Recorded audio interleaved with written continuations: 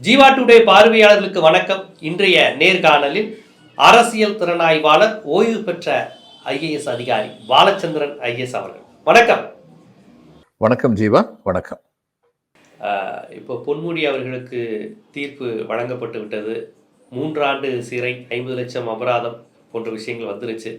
அரசியல்வாதிகள் பொறுப்பில் இருக்கும்போதே, பதவியில் இருக்கும்போதே இது போன்ற பதவி இழப்பு சம்பவங்கள்ங்கிறது ரொம்ப அரிதாக தான் நடந்திருக்கு. அரசியல்வாதி மீது வழக்கு, ஊழல் வழக்கு நடைபெறுவது சர்வசாதாரணம் என்றாலும், பொறுப்பில் இருக்கின்ற அமைச்சர்கள், சட்டமன்ற உறுப்பினர்கள், முதலமைச்சராக இருப்பவர்கள் அந்த இது போன்ற வழக்கில் சிக்கி பதவி இழப்பது என்பது ஒரு பெரிய செய்தி தான்.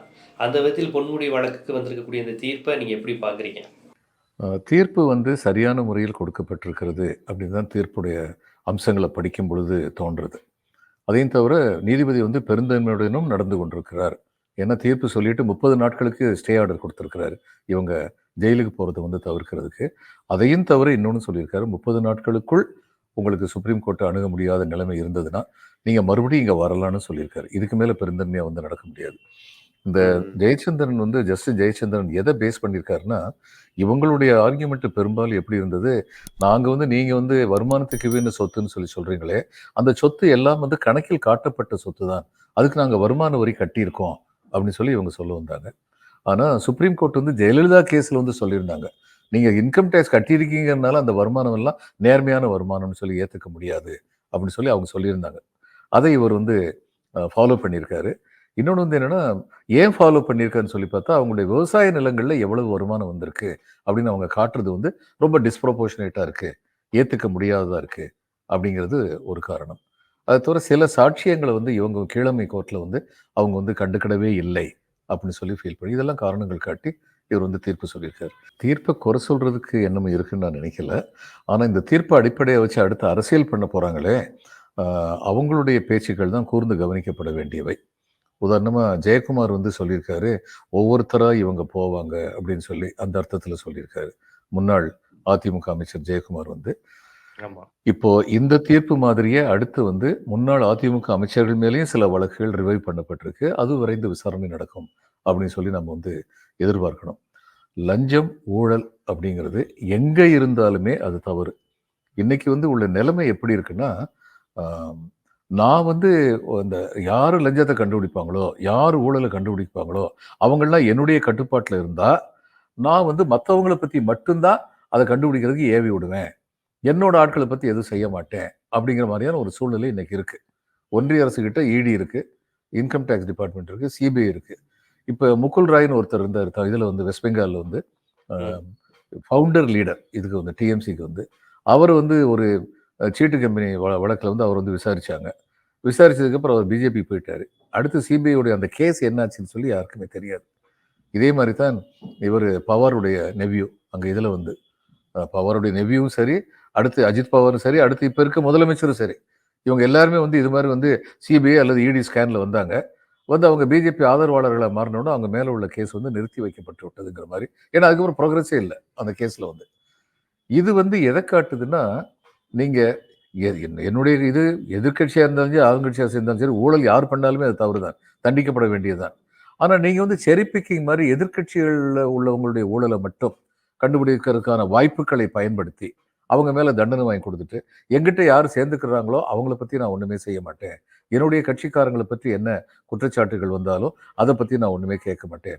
இப்போ இதில் அதானிக்கு இவர் கெஜ்ரிவால் 20,000 கோடி ரூபாய் எங்கேருந்து வந்ததுன்னு கேட்டார். அப்போ அந்த 20,000 கூட எங்கேருந்து ஈடி விசாரிச்சிருக்கணும், மட்டும் விசாரிச்சிருக்கணும், விசாரிக்கல. இது மாதிரி உள்ள நிலைமையில என்னன்னா மறுபடியும் என்ன பயம் வருது, இதெல்லாம் ஜனநாயகத்துக்கான அச்சுறுத்தலாக மாறுது. ஒரு சாதாரண ஊழல் வழக்கு தண்டிக்கப்பட வேண்டிய வழக்குங்கிற மாதிரி தோணுது. அப்படிப்பட்ட ஊழல் வழக்கில் தண்டனை பெறுவது அப்படிங்கிறது, தண்டனை கொடுப்பது என்பது நியாயமானது, சரியானது. ஆனால் இதனுடைய பின்புலத்தை வச்சு பார்க்கும்போது இந்த வழக்கு மாதிரி இன்னும் சில வழக்குகள் நடைபெற வேண்டியிருக்கு. அந்த வழக்குகள்லாம் நடைபெறாமல் போயிருச்சுன்னா, அப்போ இன்றைக்கு இருக்கிற பெரிய கட்சியாக ஆளுங்கட்சியாக இருக்கிற பிஜேபியை எதிர்க்கிறவங்களுக்கெல்லாம் இந்த கதி வரும். மற்றவங்கள்லாம் என்ன வேணாலும் தப்பு பண்ணலாம், எதிர்த்தவங்கள தப்பு பண்ணவங்களுக்கு தண்டனை கொடுக்கணும், அதில் எந்த விதமான மாற்று கருத்து இருக்க முடியாது. ஆனால் மற்றவர்கள் தங்கள் எதிர்ப்பாளர்களாக இல்லாதவர்கள், தங்களுடைய கட்சியை சேர்ந்தவர்கள், அவங்க எப்படிப்பட்ட தவறு பண்ணாலும் அந்த தவறை பற்றி விசாரிக்கிறதுக்கான அதிகாரம் பெற்ற அமைப்புகள் அது விசாரிக்காது. அதுக்கு பெஸ்ட் எக்ஸாம்பிள் திரும்ப திரும்ப நான் சொல்றது, இந்த மணல் இதை பற்றி சேண்ட் குவாரியை பற்றி ஒரு கேஸ் வந்து இடி விசாரிக்க ஆரம்பிச்சாங்க. விசாரிக்க ஆரம்பிச்சவங்க அப்படியே விசாரணை நீண்டுகிட்டே போய் ஒரு ஆள் மேலே கை காட்டுச்சு. அந்த ஆள் வீட்டுக்கு போனாங்க. அவர் பிஜேபியோ அல்லது பிஜேபி ஆதரவாளரோ அது தெரிஞ்சவொன்னே அந்த இடத்த விட்டு ஓடி வந்துட்டாங்க அப்படின்னு சொல்லி நியூஸ் பேப்பர்ல ரிப்போர்ட் வந்துச்சு. இன்னைக்கு வரைக்கும் அதை பற்றி அவங்க இன்னும் மறுதளிப்பு சொல்லலை. அப்போ இதுதான் நியாயமாக நடக்குதா அப்படிங்கிற கேள்வி வருது. மற்றபடி இந்த மாதிரி வந்து திராவிட முன்னேற்ற கழகம் அல்லது அண்ணா திராவிட முன்னேற்ற கழகத்தில் லஞ்ச ஊழல் குற்றச்சாட்டில் வந்து போறவங்க அவங்க என்ன ரொம்ப பெரிய அநீதி பண்றாங்கன்னா, பெரியாருடைய கொள்கைக்கு அநீதி பண்றாங்க. திராவிட சித்தாந்தம்ங்கிறதுக்கு வந்து அவங்க வந்து அநீதி பண்றாங்க. இது ரொம்ப பெரிய ஒரு தடங்கல். ஏன்னா பெரியாருடைய கொள்கை திராவிட சித்தாந்தம் என்று இவர்கள் சொல்ற பெரியாருடைய கொள்கை அல்லது இன்னைக்கு கம்யூனிசம் பேசுறாங்களே அவங்களுடைய கொள்கைங்கிறது வந்து இன்டெகிரேட்டட் அப்ரோச் டு டெவலப்மெண்ட். ஒன்றுபட்ட வளர்ச்சி இருக்க வேண்டும்.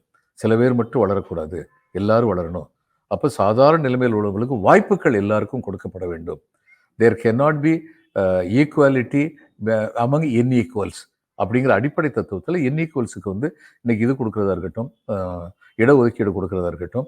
இப்போ இதில் வந்து ஒரு இது கலைஞர் காலத்தில் ஒரு திட்டம் போட்டிருந்தாங்க. அதாவது தமிழை ஒரு பாடமாக எடுத்து படித்த மாணவனோ மாணவியோ டிஸ்ட்ரிக்ட் ஃபர்ஸ்டாக வந்துட்டாங்கன்னா யாராக இருந்தாலும் அவங்களுக்கு எந்த கல்லூரியில் சேர்ந்தாலும் அந்த கல்லூரிக்கான முழு செலவும் படிப்புக்கான முழு செலவையும் இது அரசு ஏற்றுக்கும்.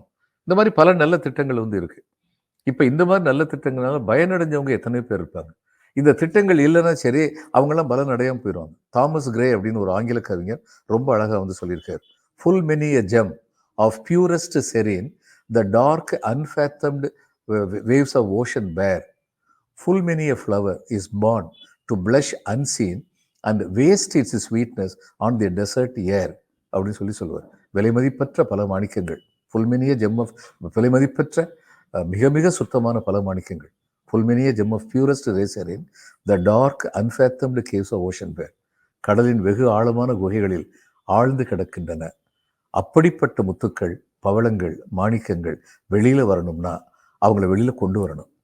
அதுக்கான முயற்சி எடுக்கணும். இப்படிப்பட்ட அடிப்படை சித்தாந்தத்தை கொண்ட பெரியாருடைய பெயரை சொல்லி வளர்ந்தவங்க, அவங்கள யாராவது தவறு பண்ணா அடுத்து பெரியார் சித்தாந்தத்தை பிடிக்காதவங்க, இந்த மாதிரி எல்லாரும் வளர்றதை பிடிக்காதவங்க அவங்க எப்படி கொண்டு வருவாங்கன்னா, இந்த சித்தாந்தமே தப்பு, இந்த சித்தாந்தத்தை வச்சிருக்கவங்க இப்படித்தான் திருடுவாங்க, அதனால இந்த சித்தாந்தத்தை விட்டுறணும் அப்படின்னு சொல்லுவாங்க.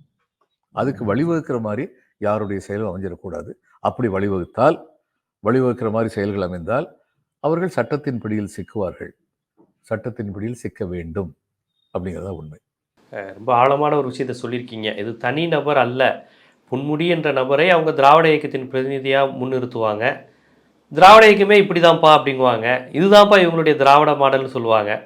இந்த ஒரு விஷயத்தை வச்சு இதுதான் திராவிட இயக்கத்தின் அடையாளம்னு பெரியார் வரையும் இழுத்து அவருடைய கொள்கை சித்தாந்தம் எதுக்கும் தொடர்பில்லாத இந்த விவகாரத்தோடு தொடர்புபடுத்தி பேசி அவங்க டார்கெட்டை அச்சீவ் பண்ண முயற்சி பண்ணுவாங்க. இது ஒரு பேராபத்து, எச்சரிக்கையாக இருங்கன்னு சொல்லியிருக்கீங்க. இப்போ இதில் இந்த 30 நாள் ஸ்டே, அந்த தண்டனையை நிறைவேற்றுவதற்கு 30 நாள் நிறுத்தி வைக்கப்பட்டிருக்குல்ல, அந்த 30 நாளில் என்ன வாய்ப்பு இப்போ பொன்முடி முன்னால் இருக்கு? என்ன வாய்ப்பு தன்னை விடுவித்துக் கொள்வதற்கோ அல்லது குறைத்துக் கொள்வதற்கோ என்ன வாய்ப்பு? தண்டனை உறுதிப்படுத்தப்பட்டு விட்டது. தீர்ப்பு கொடுத்தாங்க. சிறைக்கு போவதிலிருந்து மட்டும்தான் விலக்கு அளிக்கப்பட்டிருக்கிறது 30 நாட்களுக்கு. இந்த தண்டனை உறுதிப்படுத்த இப்ப ராகுல் காந்தியும் 2 வருஷம் ஜெயில் தண்டனையில் எம்பி பதவி இழந்தாரு. அதுக்கு இதுக்கும் பெரிய வேறுபாடு ஒன்று இருக்கு. என்னன்னா ராகுல் காந்தியை வந்து இது அவமதிப்பு செய்தார்னு சொல்லிட்டு கேஸ் போட்டாங்க. அந்த கேஸ் வந்து ராகுல் காந்தி வந்து இது லஞ்சம் வாங்கினாரு, பப்ளிஷத்தை கொள்ளையடிச்சான்னு சொல்லி கேஸ் போடல. அந்த என்னன்னா 2 வருடம் தண்டனை வந்து எந்த ஒரு வழக்கிலையும் 2 வருட தண்டனை, மினிமம் 2 வருடம் சிறை தண்டனை வந்தால் உடனடியாக எம்எல்ஏவோ எம்பியோ பதவி இழந்து விடுவார் அப்படிங்கிறது ஒரு கோட்பாடு. இன்னொரு இது ரூலு. இன்னொரு ரூல் என்னன்னா, லஞ்ச ஊழல் வழக்கில் சம்பந்தப்பட்டவங்க அவங்களுக்கு வந்து ஒரு நாள் சிறை தண்டனை கிடைத்தாலும் அல்லது சிறை தண்டனையே கிடைக்காம உங்களுக்கு 10,000 ரூபாய் ஃபைன் அப்படின்னு சொன்னாலும் தே ஸ்டாண்ட் கன்விக்டட். லஞ்ச ஊழல் வழக்கில் அவர்கள் மேலான குற்றம் நிரூபிக்கப்பட்டு விட்டு அதற்கான தண்டனை வழங்கப்பட்டு விட்டது. அது ஒரு நாளாக இருக்கட்டும், 10,000 ரூபாய் இருக்கட்டும், 2 வருஷமா இருக்கட்டும், 3 வருஷமா இருக்கட்டும், எதுவா இருந்தாலும் வழக்கில் வந்து குற்றவாளிகள் நிரூபிக்கப்பட்டு தீர்ப்பு வந்த உடனேயே அவங்க எம்எல்ஏ பதவியோ எம்பி பதவியோ இழந்துடுறாங்க. இதுதான் சட்டம். ஆனால் இன்னைக்கு வந்து திரு பொன்முடி அவர்கள் வந்து தன்னுடைய எம்எல்ஏ பதவி இழந்து விட்டார். அதன் காரணமாக அமைச்சர் பதவி இழந்து விட்டார். இப்ப எந்த ஒரு சபை, நமக்கு மேல் சபை கிடையாது தமிழ்நாட்டில். மேல் சபை இருக்குன்னே சொல்லி வச்சுக்குவோம். சட்டமன்றத்திலையும் மேலவையிலையும் பதவியில் இல்லாத ஒருத்தரை அமைச்சராக நியமிக்க முடியும். அப்படி நியமிக்கப்பட்டவர் 6 மாசத்துக்குள்ள சட்டமன்றத்திலேயோ அல்லது மேலவை இருந்தால் மேலவையிலையோ உறுப்பினராக தேர்ந்தெடுக்கப்பட வேண்டும். அப்ப இன் தியரி பொன்முடியை வந்து அது மாதிரி வந்து மறுபடியும் வந்து அமைச்சரா வந்து நியமிக்க முடியும். ஆனா நியமிக்க மாட்டாங்கன்னு நினைக்கிறேன் நான். ஏன்னா இந்த மாதிரி ஒரு லஞ்ச ஊழல்னு சொல்லி அந்த குற்றத்துல வந்து ஜெயில் தண்டனை கொடுத்திருக்கும் போது அவரை மறுபடியும் நியமிக்கிறதுங்கிறது வந்து கட்சிக்கு வந்து கடுமையான கெட்ட பெயர் உண்டாக்கும். அது வேணாம். இப்ப செந்தில் பாலாஜி கேஸுக்கும் இதுக்கும் என்ன வேறுபாடுன்னு பாக்குறீங்க? செந்தில் பாலாஜி கேஸ்ல எந்த நீதிமன்றமும் எந்த தீர்ப்பும் கொடுக்கல. அங்க வந்து ஈடி வந்து வல்லான் வகுத்ததே வாய்க்கால்னு சொல்லி ரொம்ப கீழ்த்தரமா நடந்துக்கிட்டாங்க. அவர்கிட்ட போய் இப்ப அந்த கேஸ், செந்தில் பாலாஜி கேஸ் வந்து எத்தனை 7-8 வருஷத்துக்கு முந்தி நடந்தது இல்லைங்களா?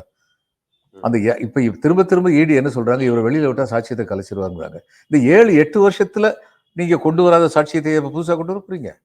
அடுத்து இவங்க நீதிமன்றத்தில் அவருடைய ஜாமீனை வந்து கொடுக்க கூடாதுன்னு சொன்னதுக்கு அவங்க சொன்ன காரணங்கள் எல்லாமே ஸ்டேட் கவர்மெண்ட்டுடைய anti corruption and vigilance department இதுக்கு முன்னாடி கீழமை நீதிமன்றத்தில் சொன்ன அதே காரணங்கள் தான். புதுசா இவங்க எதுவுமே சொல்லல. அப்ப இவங்க 11 மணி நேரம் 18 மணி நேரம் போய் அங்க போய் இது பண்ணி ரிசர்ச் பண்ணி அனலைஸ் பண்ணி எதை கண்டுபிடிச்சாங்க? எதுவுமே கண்டுபிடிக்க முடியலன்னா அப்ப அது எல்லாமே வந்து வேஸ்ட் தானே. இப்ப இதை பற்றி ஏடியை பத்தி சொல்றதுக்கு வந்து ரொம்ப ஒண்ணும் கிடையாது. அவங்க இது வரைக்கும் எத்தனை கேஸ் ஆரம்பிச்சாங்கன்னா அதுல 2% கூட கன்விக்ஷன் ரேட் கிடையாது. ஆனால் ஒருத்தருடைய கேரக்டர் அசாசினேஷன் நல்லா பண்ணிடலாம். இப்ப பாருங்க, செந்தில் பாலாஜிக்கு வந்து என்ன பேர் இருக்கு? அவர் குற்றமுள்ளவரா குற்றம் இல்லாதவராங்கிறது வந்து கோர்ட்டு தீர்மானிக்கணும். ஆனா ஒருத்தர் வந்து இது மாதிரி வந்து பப்ளிக் ட்ரையலுக்கு உட்படுத்துறது வந்து எந்த விதத்துல நியாயம்? அது நியாயம் கிடையாது. அதனால இதுக்கும் அதுக்கும் வந்து ஒப்பிட முடியாது. இது வந்து நீதிமன்றத்தில் முறையாக விசாரிக்கப்பட்ட ஒரு வழக்கு.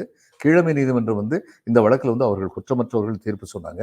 அந்த தீர்ப்புக்கு எதிராக அப்பீல் செய்யப்பட்டது. அந்த அப்பீல்ல வந்து உயர் நீதிமன்றம் வந்து என்னென்ன காரணங்கள்னால கீழமை நீதிமன்றத்துடைய தீர்ப்பு ஏற்றுக்கொள்ளத்தக்கதல்ல அப்படின்னு சொல்லி தெளிவா வந்து ஒரு தீர்ப்பு கொடுத்திருக்காங்க. இதுக்கு அப்புறம் வந்து சுப்ரீம் கோர்ட்டுக்கு போகும்போது இவங்க வந்து இப்போ ஒரு வாய்ப்பு என்னன்னா, இவங்க என்ன சொல்றாங்க, அக்ரிகல்ச்சர் லேண்ட்ல இவ்வளவு தூரத்துக்கு வர முடியும் அப்படின்னு நாங்கள் ஏற்றுக்க மாட்டோம் அப்படின்னு சொல்லும்போது, இவங்க அக்ரிகல்ச்சர் டிபார்ட்மெண்ட் வந்து எந்த இன்கம் சொல்லியிருக்காங்களோ அந்த இன்கம் பேசிஸ்ல இவங்க சொல்லியிருக்கலாம். இப்போ ஒரு உதாரணம் சொல்லி, இந்த இதில் வந்து முருங்கை மரம் ஒரு காலத்தில் ஒரு ஹைபிரிட் முருங்கைக்காய் வந்தது. அந்த முருங்கைக்காய் வந்து பருப்பு ரொம்ப பெருசா இருக்கும், ஆனால் ரொம்ப சாஃப்டா இருக்கும். இதை பண்ணினவங்க 1 ஏக்கர்ல ஒரு 20 வருஷத்துக்கு முன்னாடி 5 லட்சம் ரூபாய் பண்ணதை பார்த்துருக்கேன். அந்த மாதிரி சில சமயங்கள் நடக்கும். இப்போ அந்த மாதிரி இங்கே நடந்ததா? அவங்களுக்கு அக்ரிகல்ச்சர்ல அந்த டிமாண்ட் அவ்வளவு இருந்து அவ்வளவு தூரத்துக்கு ப்ராடக்ட் வந்ததா? நமக்கு தெரியாது. அதனால இவங்க நார்மல் பிரைஸ் படி போயிருக்காங்க. அதனால இந்த மாதிரியான அம்சங்கள் எல்லாம் வந்து சுப்ரீம் கோர்ட் வந்து பரிசீலிச்சு தன்னுடைய இறுதி தீர்ப்பு வந்து அவங்க வந்து கொடுப்பாங்க.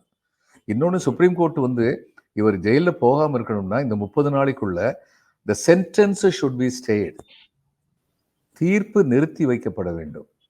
அப்படின்னா தான் இவர் ஜெயிலுக்கு போகாம இருக்க முடியும். இப்போ இந்த 30 நாளுக்குள்ள உச்சநீதிமன்றம் வழங்குற தீர்ப்புல இவர் அமைச்சர் பதவி ஆல்ரெடி போயிருச்சு.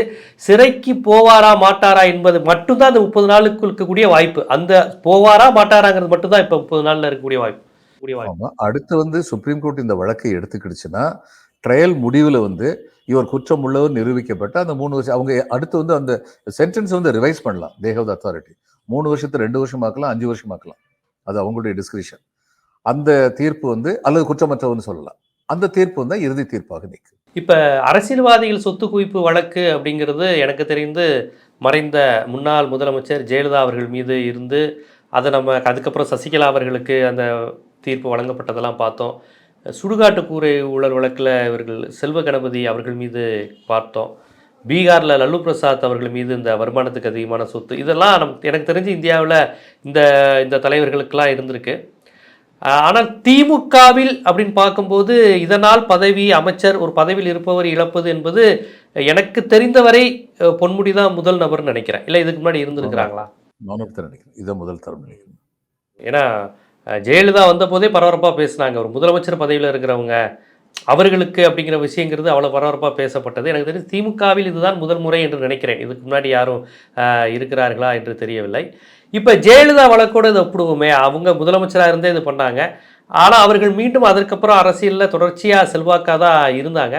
அந்த வழக்கோட கேஸுக்கும் இதுக்கும் ஏதாவது டிஃப்ரென்ஸ் இருக்கா, இல்லை அதே மாதிரியான போக்கு தானே அது?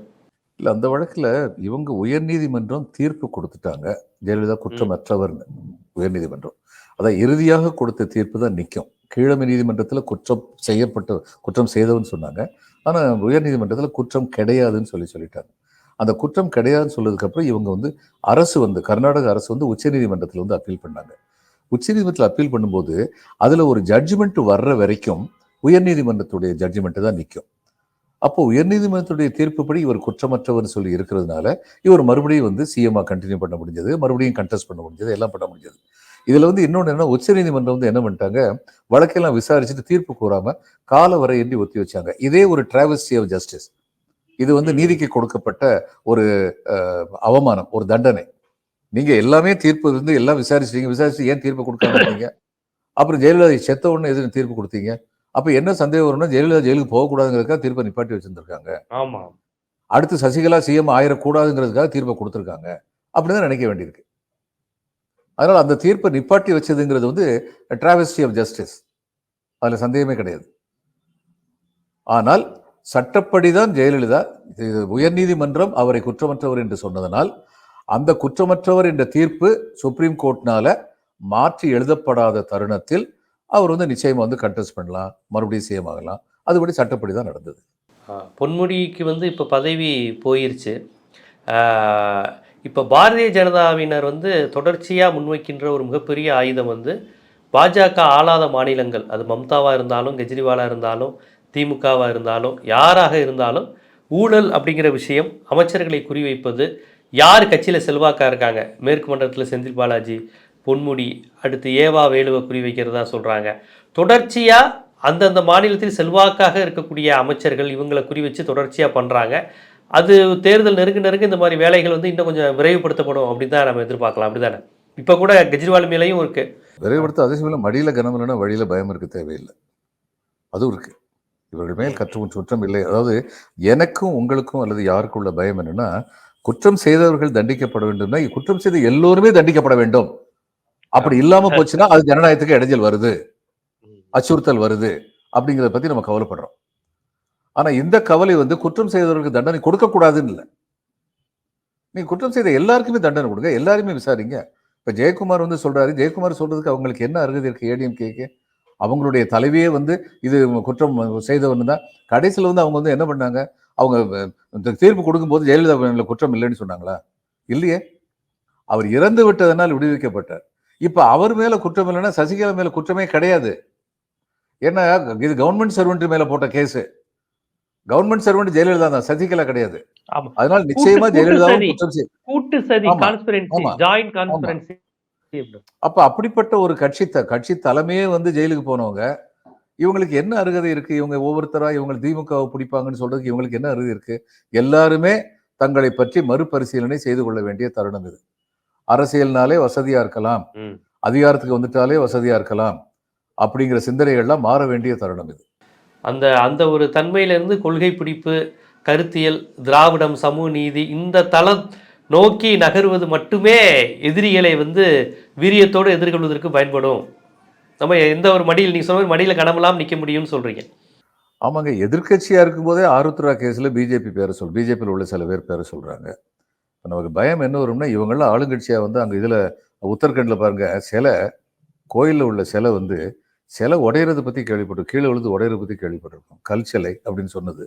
மழை பெஞ்சு கரைஞ்சு போறதை பத்தி கேள்விப்பட்டிருக்கோமா? அப்படி நடந்தது. ராமர் பெயரை சொல்லி ஊழல் செய்து கொண்டிருந்தவர்கள் கடைசியில் ராமர் கோயிலே ஊழல் செஞ்சாங்கன்னு குற்றச்சாட்டு வந்தது. சிஏஜிலே எழுதினாங்க. இப்ப அதனால வந்து இவங்க வந்து தங்களை இப்ப மனித புனிதர்களாக சொல்லிக் கொள்வது என்பது வேடிக்கையானது, வேதனைக்குரியது. எல்லாருமே வந்து இப்ப தங்களை பற்றி மறுபரிசீலனை செய்து கொள்ள வேண்டும். இதுதான் உண்மை. ஒரு முக்கியமான அறிவுரையை சொல்லியிருக்கீங்க. ஆபத்து நெருங்குது, இனியும் நாம் வந்து திருத்திக்கணும், வேறு சில தமிழுடைய மறு ஆய்வுக்கு உட்படுத்தி கொள்ள வேண்டிய தருணம் அப்படின்னு சொல்லியிருக்கீங்க. கடமை, கண்ணியம், கட்டுப்பாடு, பெரியாருடைய கொள்கைகள், இதை கடைபிடித்து இதை பிடித்து நடக்கும்போது எந்த பயமும் இல்லாமல் நம்ம அந்த மதவாத சக்திகளை எதிர்கொள்ளலாம். இல்லைன்னா அவர்களுடைய இது போன்ற விஷயங்களுக்கு கட்டுப்பட வேண்டிய சூழல் வரும். அவர்கள் பேசுகின்ற மாதிரியான ஒரு சூழல் வந்துக்கிட்டே இருக்குது அப்படிங்கிற மாதிரியான விஷயத்த ரொம்ப வருத்தத்தோடும் ஆதங்கத்தோடும் சொல்லியிருக்கீங்க. பார்ப்போம். இன்னும் என்னென்ன விஷயங்கள் நடக்க போகுது அப்படின்னு பார்ப்போம். தேர்தல் வேற நெருங்குது. இன்னும் 3-4 மாசம்தான். அ கெஜ்ரிவால், தமிழ்நாடு, அங்கே திரிணாமுல்னு வேலைகளை மும்முரப்படுத்திக்கிட்டு இருக்கிறாங்க. பார்ப்போம். இன்னும் என்னென்னலாம் நடக்க போகுதுங்கிறத நம்ம பொறுமையாக தான் பார்க்கணும். என்னென்ன தாக்கத்தை ஏற்படுத்துங்கிறத பார்ப்போம்.